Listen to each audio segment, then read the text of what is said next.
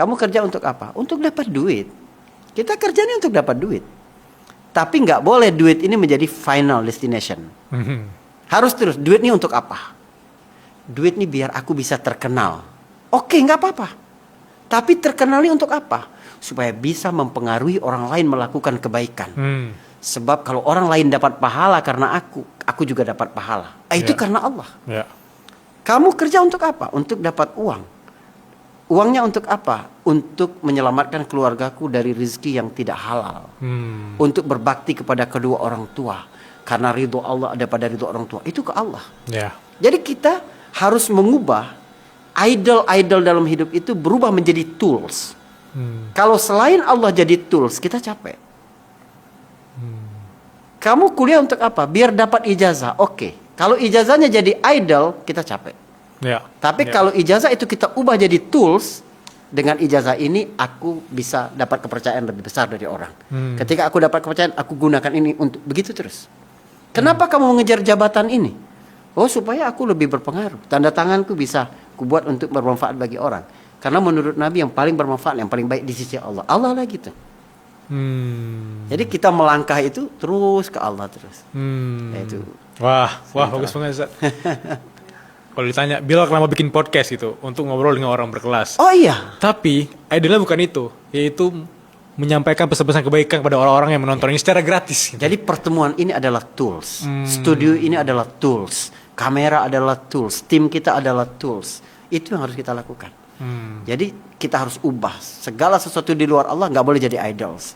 Wah, jujur menarik sekali ketika membahas tentang tadi egosentrik harusnya ke Allah sentrik. Karena ada momen di tahun lalu Ustaz, bulan Oktober saya berangkat umroh.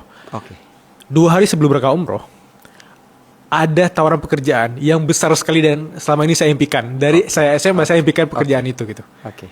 Proyek besar.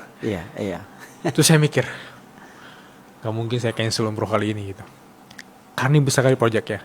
Saya diskusi dengan teman saya, dia ngaji juga dan dia bilang umroh aja. Setelah ini yang lebih besar akan datang.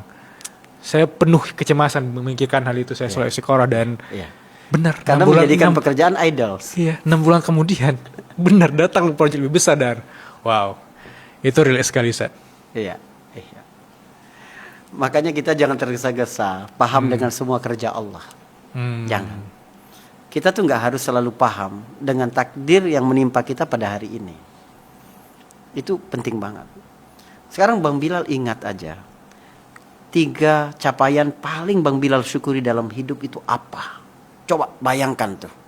Saya bisa begini, saya memperoleh ini, saya ini. 3 aja. Insya Allah salah satunya ada latar belakangnya adalah takdir yang kita tidak sukai di masa lalu. Makanya kita jangan tergesa-gesa untuk paham. Saya tanya ada orang, Bapak apa yang capaian paling Bapak syukuri? Saya punya istri Ustadz, Masya Allah. Patuh, soleha, jaga anak-anak bagus, pendidikan, rumah jadi sangat surga bagi saya. Bapak kenal di mana nih sama istri? Kawan kuliah Ustadz, dia bilang. Kuliah di mana Pak? Kampus swasta Ustadz, kampusnya juga udah tutup. Kok bisa saya bilang? Saya tuh Ustadz ranking 1 terus di SMA. Tapi waktu ujian masuk perguruan tinggi, teman-teman di bawah saya banyak yang keterima di perguruan tinggi. Saya nggak keterima. Waktu keterima itu Bapak senang apa enggak? Enggak. Saya sampai nganggur dulu. Tahun depan saya ikut lagi, enggak lulus lagi. Akhirnya saya masuk kampus swasta ini. Di situ saya ketemu istri saya. Kalau waktu bisa dimundurin, Bapak mau nggak keterima di PTN tapi nggak ketemu sama istri? Oh nggak mau Ustaz. Dia menikmati itu sekarang karena takdir buruk yang dulu dia nggak suka.